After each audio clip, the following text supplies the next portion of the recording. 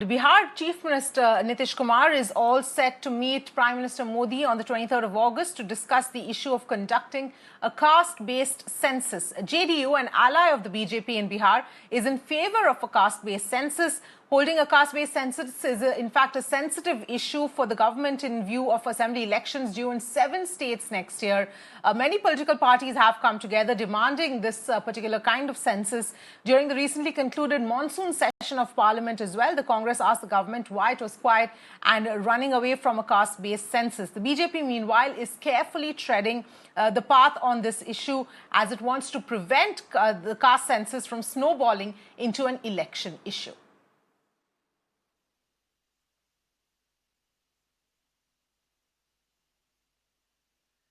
Let's in fact go across to Manisha Priyam, a political analyst who's joining us on the phone line here at this point in time. Manisha Priyam, thank you so much for speaking to us. Your perspective on this entire issue, obviously this is not going to end anytime soon. This is going to snowball into quite a big controversy. And this demand for caste-based census is only increasing right now. And this demand, as you can see, is coming from strong chief ministers or erstwhile chief ministers and big political leaders. From either side of the spectrum. You have on the one side former heavyweight minister within the UPA, Sharad Pawar, whose party is now a part of the Aghadi government, the Maharashtra Vikas Aghadi in Maharashtra. On the other side, you have Shri Nitish Kumar, who is a chief minister and a part of the NDA. So on either side of the spectrum, you have chief ministers or heavyweight political leaders who are in power in the state making this demand on the center. So it's a very complex demand, and it brings back into question the whole issue of the dominant OBC caste, whose numbers are very large, but whose representation in terms of reservation is still only at about 27%. Now, if the reservation issue then becomes proportional to numbers, you could see many groups asserting for greater reservation quotas, and there could be a greater recognition of which caste stands in which proportion in which state. It will also mean that many smaller castes may demand inclusion within one of the affirmative action quotas. The scenario could become very different from what it is today. Yes, absolutely, Manisha Priyam. And the reason for the BJP and the centre at this point in time not wanting to go for a caste-based census is precisely that it is going to divide society further. And this is perhaps not the time to do caste-based census. But on the other hand, the opposition parties have been demanding this because they believe, the fact is that elections have been a lot about caste in India, for a long time. Yeah, the fact that you had the socio-economic caste census, the results of which were also not made public just before the elections. But remember very much that the BJP itself has now become a party that recognizes caste in the large Hindi heartland state of Uttar Pradesh. On the one side, it plays Mitwa politics, but on the other, very close eye to the dominant OBC castes that are non-Yadavs. So, in a sense, the BJP is not a party that is sans caste anymore. It's been able to embrace the whole arithmetic of the non-Brahmin and non-Yadav caste. So, it balances this very carefully, and I don't think the BJP would be very worried about the whole politics of caste being presented to it because it's embraced it very well itself now. Okay. All right. Let's get in some more voices. In fact, Dr. Sunil Singh of the JDU is joining us as well. Thank you very much, Dr. Sunil Singh, for joining us. Your perspective on this entire issue, obviously, this has been a demand now that is only picking up. The demand for a caste-based census is increasing at the moment. Actually, India is a welfare state, and the downtrodden caste and the poor and the backwards, they need to be drawn to the main society, and the development with justice is the plank of Honorable Nitish Kumar. So we want that the rays of development should reach to the marginalized section so that we can do a hand holding and they come to the mainstream. And for doing so, there has to be a caste census so that we can know in which geographical area there are more socially and educational backward people, so that while policy making and while doing welfare schemes, we take into that consideration, and the poor and the downtrodden and the backward people, they should reap the benefit of the development and they come to the mainstream. But the pole plank of the opposition is something else.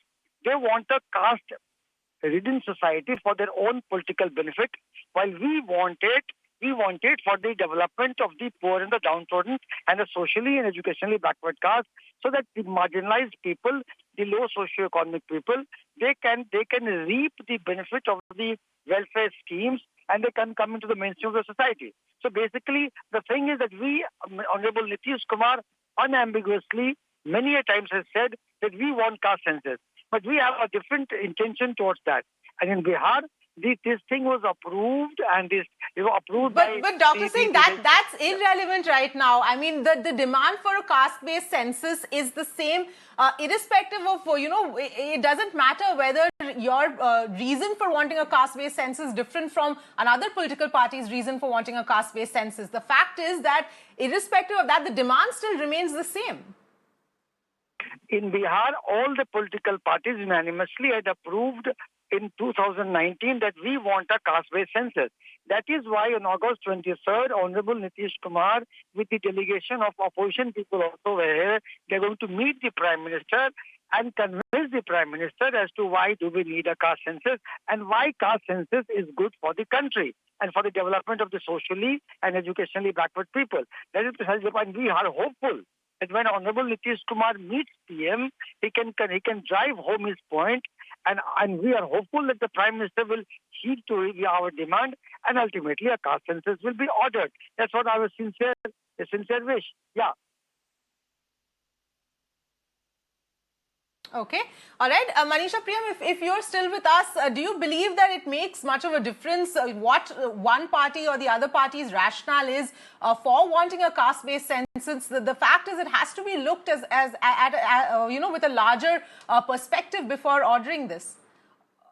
All right, I believe we've lost Manisha Priyam there. We will try and reconnect. But Dr. Singh, if I can come back to you here, just taking that point that you made forward. So what is now going to be, the road ahead in terms of this demand? Road is very simple right now. That Honorable Nitish Kumar has unambiguously said that we want caste census. And a step forward, he wrote a letter to the Prime Minister to have a meeting with the Prime Minister. Prime Minister has given a time of August 23rd. The Honorable Chief Minister, Mr. Nitish Kumar, along with the other political party leaders, so that there should be an all-party, including BJP leaders. I am hopeful that BJP leaders also will drive home their point to the Honorable Prime Minister to why caste-based census is good for the country and especially Bihar.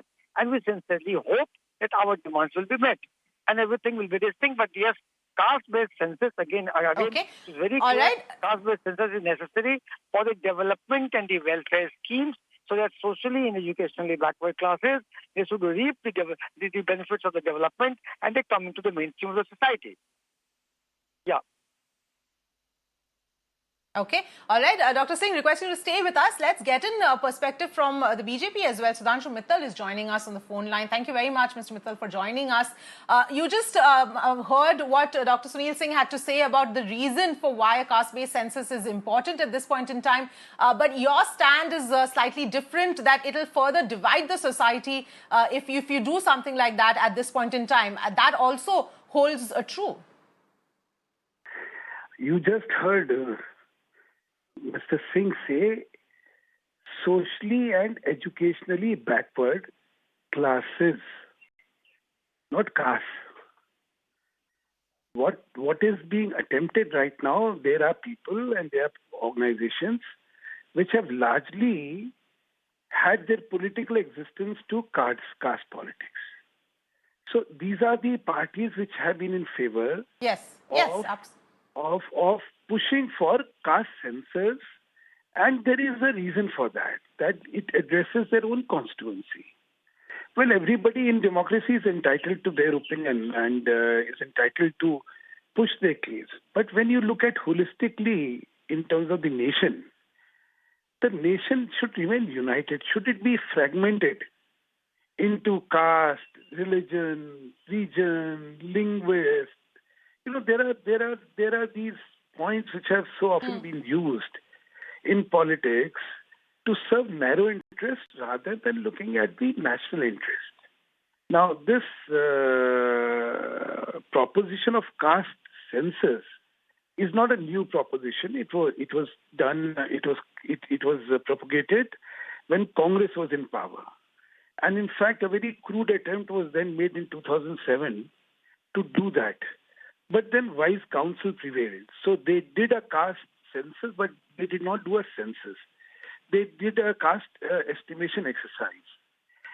What is now being done, asked for, is when the national census takes place, then the castes must also be counted, and then people will start catering to the vote banks.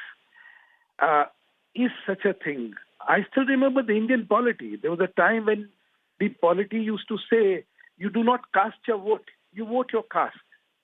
It was completely caste-ridden polity, which we have experienced and witnessed. And we've seen the ill consequences of that. Now, 2005 onwards, the primacy of caste politics has taken a beating. And the politics of hope, delivery, performance, needs of people has superseded the politics of caste. What again is being sought is to go back on the same era of caste politics.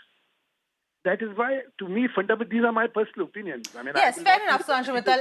And if I can just request you to hold that thought, I want to get in a reaction from Dr. Sunil Singh as well to what you're saying and his reaction on that. Dr. Sunil Singh, if you would like to respond.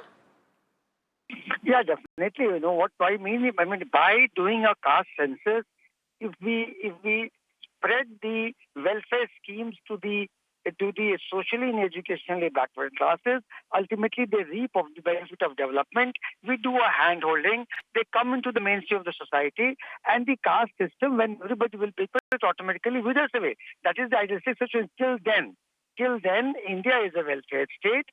Welfare schemes are there, and in policy making, if we have got a fair enough idea as to how many backward castes are there and in which area they are located more, we will have definitely an advantage of implementing the welfare schemes. What kind of welfare schemes should be done where, so that they are well benefited. So India is a welfare state. We need that thing for that. As for the fragmentation of the caste system out here, I think when they become educationally strong, when they reap the benefit of development, everybody becomes equal, the caste system automatically withers away. Till then, this is the only thing that will keep us together, and knowing and having a caste-based census will ultimately lead to that. I think it's one step forward towards the casteless society. It's one step forward. Just have to just see it into that perspective. Yes. All right, Dr. Sunil Singh and Sudhanshu Mittal, thank you both so much for joining us with your perspectives. And what you just heard right now is exactly the argument and exactly the discussion over whether or not a caste-based census should be allowed and should be ordered for at this point in time. We'll, of course, have to wait and see how that meeting with the Prime Minister pans out and what finally is decided on this issue.